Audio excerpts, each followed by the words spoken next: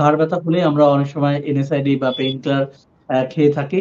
এটা একটা treatment approach. এছাড়াও বিভিন্ন ধরনের ম্যানিপুলেশন, বিভিন্ন ধরনের থেরাপির মাধ্যমে এই যে স্টিফনেস টা হয়ে যায়, সেই স্টিফনেসটাকে আবার নরমাল অবস্থায় ফিরিয়ে আনার জন্য আপনারা বিভিন্ন ধরনের টেকনিক ফলো করে থাকেন। ম্যান টু ম্যান ভ্যারি হয়, ডিজিজ টু ডিজিজ ভ্যারি হয়ে থাকে। সে ব্যাপারটা নিয়ে যদি একটু আলোচনা করতেন।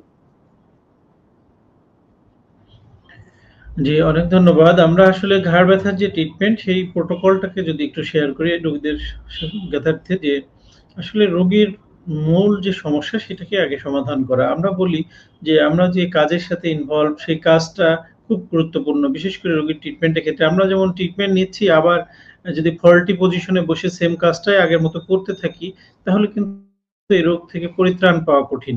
সেজন্য তার অকুপেশনাল হিস্ট্রি, রোগীর লাইফস্টাইলে কারেকশন করা, তার অবস্থার পরিবর্তন ঘটাতে হলে এটা খুব জরুরি। তো তেমনইভাবে আমরা এই ট্রিটমেন্টটাকে কয়েকটা ভাগে ভাগ করে নিই। যেমন সামান্য কিছু মেডিকেশন অবশ্যই দরকার আছে। যখন প্রাথমিক পর্যায়ে অ্যাকিউট পেইন থাকে, পেইনটাকে কমানো, ইনফ্লামেশনটাকে কমানোর জন্য কিছু মেডিকেশনের দরকার। পাশাপাশি তার যে কাজের ধরন সেটাকে যদি পরিবর্তন করার প্রয়োজন পড়ে সেটাকে পরিবর্তন করা, তার বালিশের ব্যবহারে যদি সমস্যা থাকে সেটাকে চেঞ্জ করা, শরীর ওজন যদি নিয়ন্ত্রণে না থাকে ওজনটাকে নিয়ন্ত্রণে নিয়ে আসা। এর পাশাপাশি ফিজিওথেরাপির মাধ্যমে তার সমস্যাটাকে সমাধান করা। আমরা দেখতে পাই যে মোর দ্যান 90% ক্ষেত্রেই ওষুধ প্লাস ফিজিওথেরাপি মাধ্যমে তার এই সমস্যাগুলো সমাধান করা যায়। দেখা যায় যে তার একটা অনেক সময় আমরা দেখি টোর্টিকোলিস একটা আমাদের যে ঘাড়ের যে দুই পাশে দুইটা স্টার্নোক্লাইডোমাস্টয়েড নামে একটা শক্ত মাংসপেশির বড় মাংসপেশি আছে যেটা মূলত আমাদের ঘাড়টাকে শক্ত করে ধরে রাখে। অনেক সময় হঠাৎ করে এরকম স্ট্রাক হয়ে যায়, এক সাইডে বাঁকা হয়ে যায়। বাচ্চাদের ক্ষেত্রে আমরা খুব কমনলি পাই। এটাকে আমরা মেডিকেল ভাষায় টর্টিকোলিস বলি। তো এই যে মাংসপেশিটা হঠাৎ করে শক্ত হয়ে গেল, স্পাজম হয়ে গেল, এক্ষেত্রে আমরা কি করি ফিজিওথেরাপির মাধ্যমে খুব দ্রুত রিলিজ করে দিতে পারি। তার ওই মাসেলটাকে আমরা আস্তে আস্তে করে ডিপ ট্রান্সভার্স ফ্রিকশন মাসাজ নামে এক ধরনের পদ্ধতি ইউজ করি, করে এক ধরনের জেন্টল স্ট্রেসিং এর মাধ্যমে একটা ম্যাজিক্যাল রিলিফ ফিজিওথেরাপির মাধ্যমে আমরা দিতে পারি। কিন্তু অনেক সময় দেখা যায় যে আমরা 7 দিন 10 দিন ওষুধ খেয়েও কিন্তু এই রিলিজটা হয় না। তো ঠিক তেমনই ভাবে কিছু অ্যাপ্রোচ আমাদের মেডিকেল ট্রিটমেন্ট বা ফিজিওথেরাপির ক্ষেত্রে আমরা থেরাপিউটিক পারপাস ইউজ করি যেটা খুব মানে দ্রুত কাজ করে, রোগীকে দ্রুত তার সমস্যা থেকে সমাধান করে।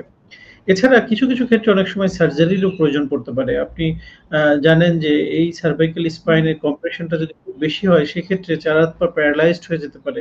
অনেক সময় দেখা যায় যে কোয়াড্রিপ্লেজিয়া ডেভেলপ করছে, তার প্রস্রাব পায়খানায় কন্ট্রোল নেই এবং এমন একটা সিচুয়েশন যে দ্রুত তার সার্জিক্যাল ইন্টারভেনশন এর প্রয়োজন পড়তে পারে। অনেক সময় কিছু স্পাইনাল কর্ড ইনজুরি এই ধরনের সমস্যা নিয়েও সার্ভাইকাল রিজনের সমস্যা নিয়ে রোগীরা ডক্টরের শরণাপন্ন হন।